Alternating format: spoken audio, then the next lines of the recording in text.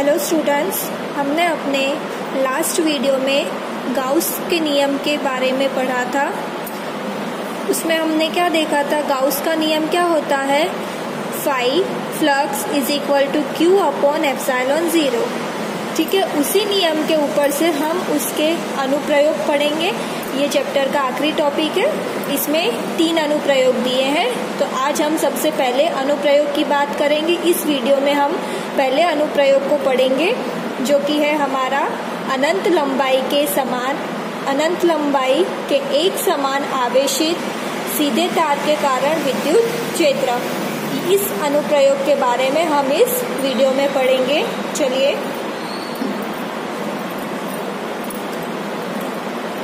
इस अनुप्रयोग में हमें क्या लेना है, सबसे पहले आवेशित तार लेना है। ठीक है, तो हम यहाँ पे अपना एक आवेशित तार बनाते हैं। अब हमें मान लेते हैं यहाँ पे एक बिंदु है मेरा P, जो कि R दूरी पे है। इस बिंदु में यहाँ पे क्या लगेगा, विद्युत क्षेत्र लगेगा इस तरफ। तो हमें ये विद्युत क्षेत्र इस बिंदु पे कितना होता है वो ढूंढना है। ठीक है, P बिंदु पे विद्युत क्षेत्र कितना होता है वो हमें ढूंढना है।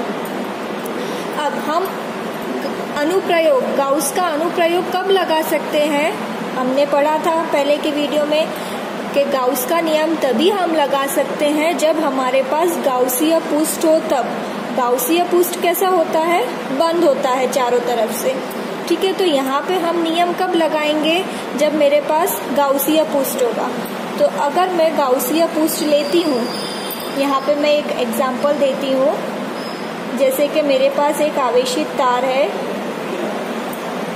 ठीक है, यहाँ से ये मेरा P बिंदु है और ये R है। तो अब आप लोग सोचेंगे कि गाउसीय पृष्ठ तो लेने के लिए हम एक स्फीयर ले लें। ठीक है, मैंने एक स्फीयर ले लिया, गोला ले लिया, गाउसीय स्फीयर। ये भी तो चारों तरफ से बंद है। लेकिन यहाँ पे प्रॉब्लम ये आएगी कि अगर मैं यहाँ से देखूं और यहाँ से देखूं, तो ये दोनों कोण क्या होंगे, अलग होंगे। दोनों का क्षेत्र भी अलग होगा, जो कि 90 डिग्री नहीं होगा। हमें इस प्रकार गाउसीय पृष्ठ लेना है कि गाउसीय पृष्ठ और विद्युत क्षेत्र 90 का कोण बनाता हो, और जो कि मेरा यहाँ पे नहीं हो सकता। यहाँ पे आप देख सकते हैं, अगर यहाँ से भी कुछ क्षेत्र निकलेगा, यहाँ से भी निकलेगा, तो यहाँ पे देखिए ये 90 डिग्री नहीं बनेगा, यहाँ पे भी नहीं बनेगा, दोनों का अलग अलग कोण बनेगा। तो सरलता के लिए हम अपना गाउसीय पृष्ठ कैसा लेंगे, एक बेलन आकार लेंगे, जो कि मैं यहाँ बना रही हूँ।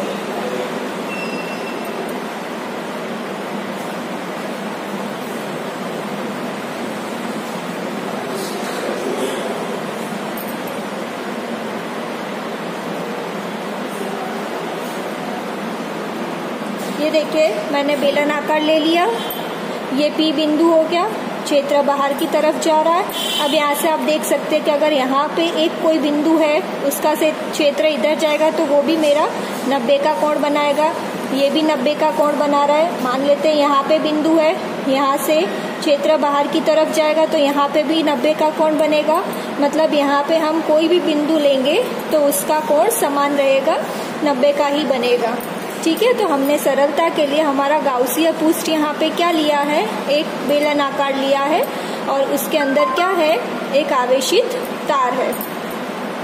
अब यहाँ पे आप देखिए, इसके 3 साइड है, 1 2 3, 2 ऊपर नीचे के और एक बीच का, जो कि गोलाई में है। अब यहाँ पे हम नाम दे देंगे, मान लेते हैं ये वाला भाग, हम इसमें से एक छोटा सा भाग लेते हैं, तो ये ऊपर की तरफ होगा। उसी तरह यहाँ पे एक छोटा सा भाग लेते हैं, ये नीचे की तरफ होगा। और यहाँ से एक भाग ले लेते हैं, ये कहाँ होगा, इस तरफ। ठीक है, तो मैं नाम दे देती हूँ। ये हो गया मेरा DS1, छोटा सा भाग लिया है इसलिए मैंने D लगाया है। ये हो गया मेरा DS2 और ये हो गया मेरा DS3। तीनों साइड अलग अलग है इसलिए मैंने अलग अलग नाम दिया है। और छोटे छोटे से भाग लिए हैं तो हम d लिखते हैं या डेल्टा लिखते हैं। तो ये हो गया ds1, ds2, ds3। अब हमारा यहाँ से क्षेत्र तो इसी तरफ जा रहा है तो ये हो गया E। यहाँ से भी क्षेत्र इसी तरफ जा रहा है तो ये हो गया E। ठीक है, ये फिगर क्लियर होनी चाहिए। बेलनाकार के 3 भाग होते हैं तो मैंने तीनों क्षेत्र को अलग अलग नाम दिया है। ये हो गया ds1, ds2 और नीचे वाला ds3 और तीनों का विद्युत क्षेत्र इसी दिशा में जा रहा है। अब यहाँ पे आप देख सकते हैं कि यहाँ पे कोण कितना बन रहा है 90 का, उसी तरह यहाँ पे कोण कितना बन रहा है 90 का और यहाँ पे कितना बन रहा है, दोनों समान दिशा में जा रहे हैं तो यहाँ पे कोण बन रहा है 0। यहाँ पे कितना बन रहा है 0 क्योंकि विद्युत क्षेत्र और ये दिशा दोनों की समान रेखा है तो ये बनेगा कोण 0। अब मैं यहाँ पे थियरी लिख देती हूँ ताकि आपको एग्जाम में इजी रहे। ये चित्र बनाने के बाद थोड़ी सी थियरी लिखनी है। चलिए, ये मेरी थियरी हो गई। चित्र में दर्शाए अनुसार एक बेलनाकार गाउसीय पृष्ठ लेना है। ये एक मैंने बेलनाकार गाउसीय पृष्ठ लिया है। बेलनाकार क्यों लिया है वो भी मैंने समझाया। दूसरा पॉइंट है, पृष्ठ के बेलनाकार भाग पर विद्युत क्षेत्र E पृष्ठ के हर एक बिंदु पर अभिलंबवत है। यहाँ देखिए ये पृष्ठ है और E हर एक बिंदु पर अभिलंबवत होगा। आप कहीं से भी निकालिए, E पृष्ठ के साथ अभिलंबवत होगा, 90 का कोण बना रहा है तथा केवल R पर निर्भर होने के कारण इसका परिमाण नियत रहता है। खाली ये R पर निर्भर होगा तो सभी तरफ से R समान होगा, इसलिए इसका परिमाण नियत रहता है। तीसरा पॉइंट है, किसी अनंत लंबाई के एक समान रेखिक आवेश का घनत्व लैम्ब्डा है। हमने आगे पढ़ा है 3 प्रकार के घनत्व होंगे, रेखिक, आयतनिक और तीसरा होगा पृष्ठीय। तो यहाँ पे एक लंबे तार की बात हो रही है तो इसका घनत्व क्या होगा, लैम्ब्डा।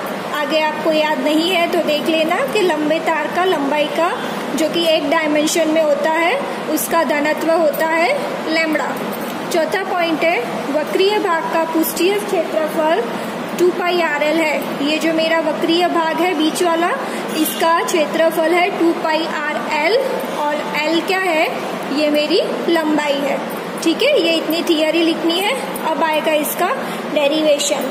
तो सबसे पहले हमें पता है फ्लक्स का सूत्र क्या होता है, phi is equal to E dot ds। ये हम पढ़ चुके हैं आगे फ्लक्स के सूत्र को। अब यहाँ पे मेरे पास 3 भाग है, ds1, ds2, ds3। तो हम तीनों के लिए ये सूत्र बनाएंगे। चलिए, सूत्र मेरा बनेगा फाई इज इक्वल टू, अब यहाँ पे हम क्या लिखेंगे, ये समाकलन कैसा, बंद पृष्ठ के लिए। ये मैंने पहले बताया था, ये करना जरूरी है। ये जो गोलाई करिए इसका मतलब होता है हमारा पृष्ठ बंद है, गाउसीय पृष्ठ है। तो ये समाकलन E डॉट ds1 प्लस समाकलन E डॉट ds2 प्लस समाकलन E डॉट ds3।